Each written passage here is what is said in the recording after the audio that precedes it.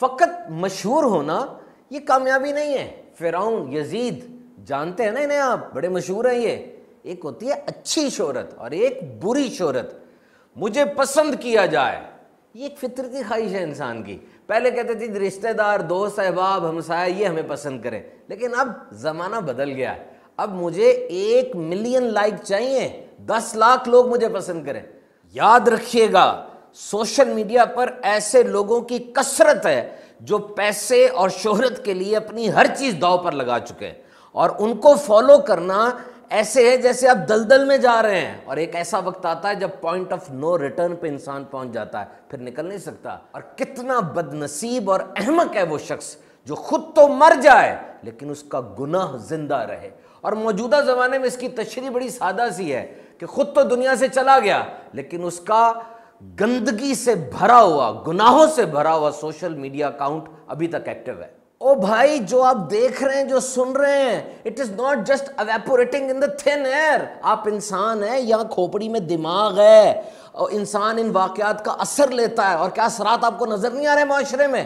کتنی افراتفری ہے، ننھے بچوں سے گندے واقعات ہو رہے ہیں، طلاق کی شرح کتنی بڑھ گئی ہے. یہ نوجوان نسل اپنے بڑوں کا کیسی بے ادبی کر رہی ہے، اونچی آواز میں بات کرتی ہے. یاد رکھیے، معاشرہ ایک ایکو کی طرح ہوتا ہے، ایکو کی طرح.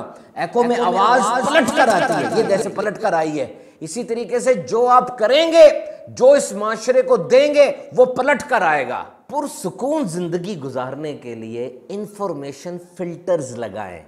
کیا کہنا ہے، کیا سننا ہے، کیا دیکھنا ہے، یہ جو چیز آپ کے لیے دنیا اور آخرت میں فائدہ مند ہے بس اس پہ توجہ دیں. سوشل میڈیا میں ٹرینڈ یہ ہے کہ شو اینڈ ٹیل، سب کچھ بتا دو، سب کچھ دکھا دو. No, there is a beauty in privacy. Private life کے اندر ایک حسن ہے، خوبصورتی ہے.